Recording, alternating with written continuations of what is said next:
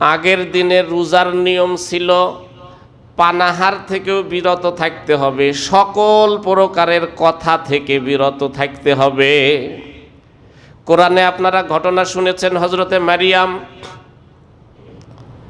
উনি যখন ছোট্ট বাচ্চা নিয়ে আসলেন, সবাই জিজ্ঞেস করে বাচ্চা পাইলে কোথায়? আল্লাহ তাআলা শিখাইয়ে দিলেন, ইন্নী নাযারতু লির-রহমান সাওমা, আমি রোজা রেখেছি,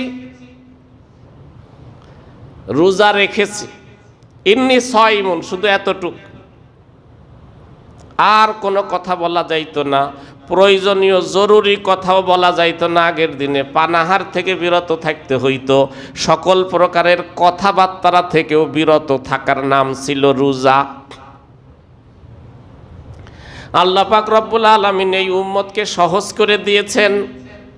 জরুরি দরকারি কথা বলতে পারবা বটে, অনর্থক কথা বলতে পারবা না। তবে আগের দিনে অনর্থক কথা বললে রোজা ভেঙে যাইতো, আর এখনকার সময়ে আল্লাহ তাআলা এই উম্মতকে একটু সহজ করে দিয়েছেন। অনর্থক কথা বললে রোজা ভাঙবে না বটে, কিন্তু অনর্থক কথা যদি বলে তাহলে রোজার ফজিলত থাকবে না। আর যদি কেউ অনর্থক কথা বিরত থাকতে পারে, বিরাট পুরস্কার আল্লাহ ঘোষণা দিয়ে রেখেছেন, 60 বছর ইবাদতের সওয়াব আল্লাহ তাআলা তাকে দান করবে। সুবহানাল্লাহ। কথা কম বলতে পারা, কথা কম বলা,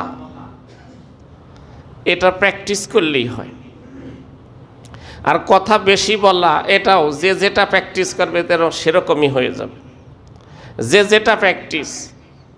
এই জন্য কয় আমার একটু কথা বেশি বলার অভ্যাস, মনে কিছু করেন না, আমার একটু কথা বেশি বলার অভ্যাস, মানে এটা আসলে অভ্যাস। আপনি ওইটা প্র্যাকটিস করেছেন, এই জন্য আপনার ওইটা বেশি হয়েছে। কাজেই আজকেই যদি চিন্তা করেন যে না আমি এই অভ্যাসটা ছাড়িয়ে দেব, বাদ দিব, তাহলে দেখবেন অটোমেটিক এই অভ্যাসটা আপনার থেকে চলে যাবে। রাসূল করিম সাল্লাল্লাহু আলাইহি সাল্লাম বলেন, ইন্নাল্লাহা কারিহা লাকুম সালাস, ও আমার উম্মতেরা, আল্লাহ পাকের কাছে 3টা কাজ খুবই অপছন্দনীয়, খুবই ঘৃণিত, নিন্দনীয়।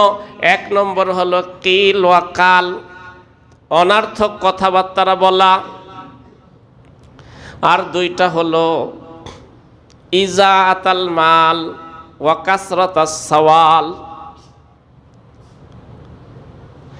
কোন নিয়ামতকে নষ্ট করা, আপনার জিনিস আপনি নষ্ট করতে পারবেন না, কবিরা গুনাহ।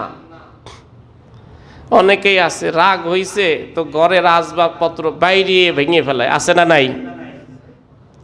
আমার তো আমি ভাঙছি কি হয়েছে, আবার আমি কিনবানে, আমি ভাঙছি আবার কিনবানে, এত সহজ না, এটা আপনার না। ইন্নাল্লাহা কারিহা লাকুম সালাস,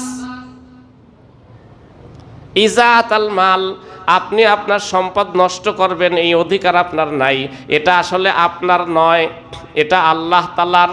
আপনার শুধু ব্যবহার করার অনুমতি আল্লাহ দিয়েছেন, সুযোগ দিয়েছেন, নষ্ট করার অধিকার আল্লাহ দেন নাই। কাজেই রাগ হইল আর সামনে একটা কাঁচের গিলাস মেরে দিলেন, হাতে মোবাইল আছে মেরে দিলেন। অনেকেই আসে আমাদেরকে বলে, হুজুর ছেলেটা তো এরকম, কিছু হইলেই একেবারে সব ভাঙিয়ে চুরে নষ্ট করে। খবরদার, আপনার হইলেও এটা ভাঙার অধিকার আপনার নাই। ইজাআতাল মাল কবিরা গুনাহ। আরেকটা হলো কাসরাতাস সওয়াল, কাসরাতে সওয়াল,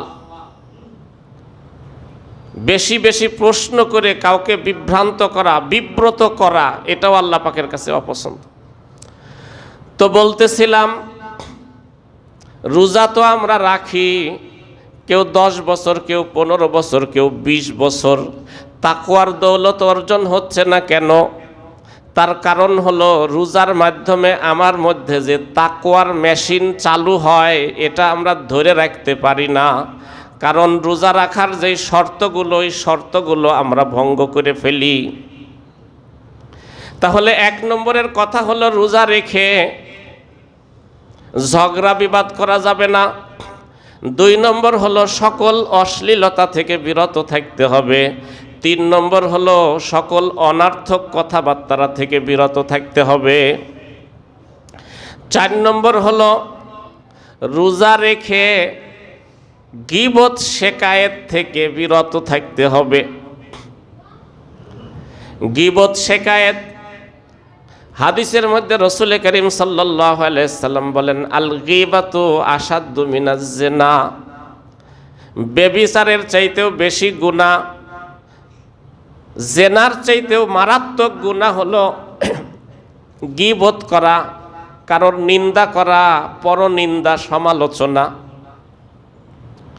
অনেক ভাইরা মনে করে সত্য কথা বললে আবার গীবত হয় কেমনে, সে তো এই কাজটা করছে, আমি বলছি সে তো করছে, সে যদি করে থাকে তারপরে বললেই গীবত হয়। আর সে যদি করে নাই, আপনি বললেন, এটার নাম গীবত না, এটা আরবিতে বলে তহমত, বাংলায় বলে মিথ্যা অপবাদ। কাজেই আপনি মনে করেন সে তো এই অন্যায়টা করছে, আমি বলতে পারবো না। হ্যাঁ, বলতে পারবেন, আপনি তাকে বলতে পারবেন, তাকে বলে বুঝায়ে তাকে বলতে পারেন এই কাজটা তুমি করেছো, ঠিক হয় নাই, এটা বলতে পারেন। তাহলে যেই কাজগুলো করণীয় আছে, এরকম রমজান মাসে রোজা রেখে করণীয় কাজ আছে 12টা, সামনে বলবো ইনশাল্লাহ। আর বর্জনীয় কাজ আছে 6টা।